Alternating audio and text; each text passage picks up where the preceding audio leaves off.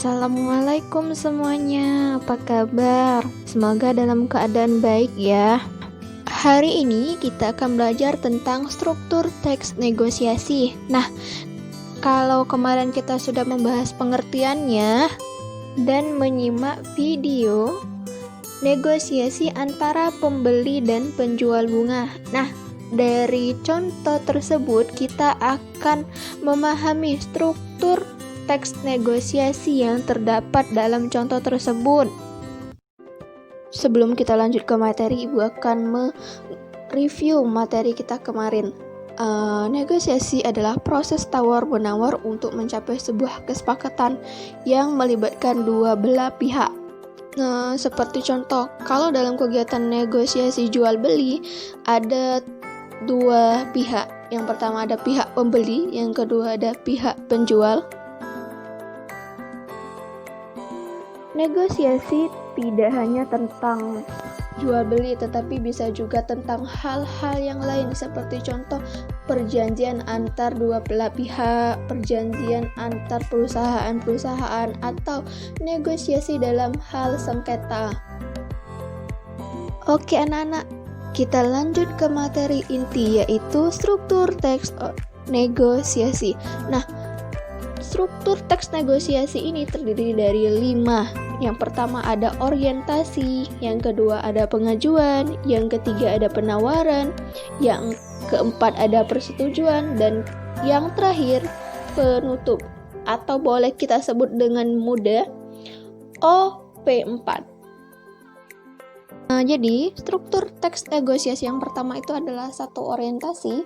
Orientasi merupakan pemaparan pendahuluan dari pihak ke-1 dan pihak kedua untuk mempelajari paparan masing-masing, sehingga permasalahan menjadi jelas. Nah, biasanya orientasi pada teks negosiasi dalam bentuk deskripsi. Selain bentuk deskripsi, ditambah juga dengan sapaan, salam. Untuk lebih jelas, coba kita perhatikan contoh berikut. Ketika sedang berjalan-jalan, Dira melewati sebuah toko bunga. Dia ingin sekali membeli bunga. Nah, itu termasuk dari deskripsi. Ketika sampai di toko, "Selamat siang Pak, siang Dek, ada yang bisa saya bantu?" Nah, ini merupakan salam dan sapa dalam teks negosiasi. Oke, lanjut ke struktur 2, pengajuan. Pengajuan merupakan konsep kedua belah pihak untuk dijadikan bahan pertimbangan menuju tahap-tahap selanjutnya. Yang biasanya pihak ke-1 mulai menyampaikan keinginannya,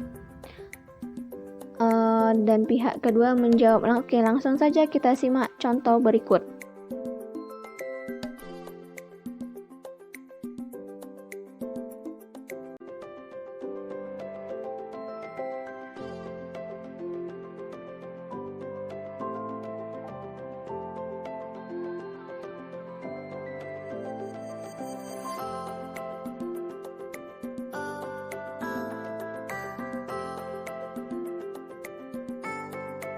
Oke, struktur ketiga, penawaran.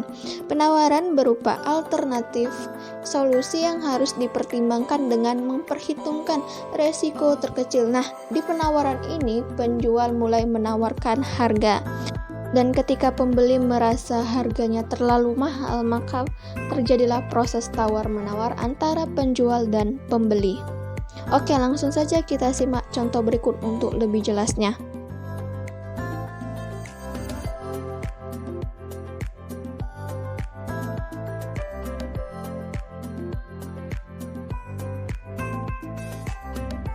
Lalu yang keempat, persetujuan. Persetujuan merupakan proses memilih solusi yang tepat dan menguntungkan kedua belah pihak.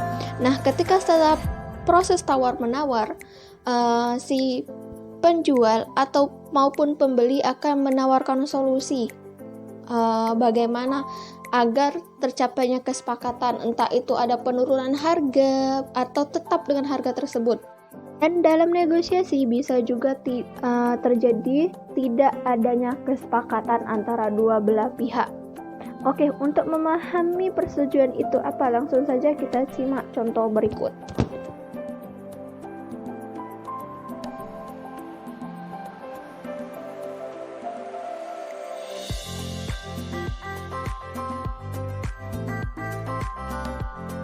struktur yang terakhir. 5. Penutup. Penutup merupakan simpulan pembicaraan yang final dan disepakati kedua belah pihak.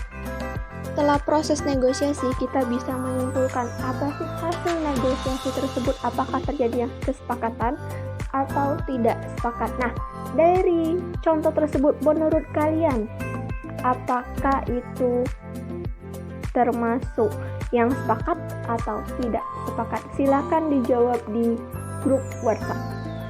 Materi kita hari ini telah selesai. Untuk lebih jelasnya, kita akan diskusi di grup WhatsApp. Jika ada yang ingin ditanyakan, silakan kalian tanya di grup. Terima kasih atas partisipasi kalian dalam kegiatan pembelajaran hari ini.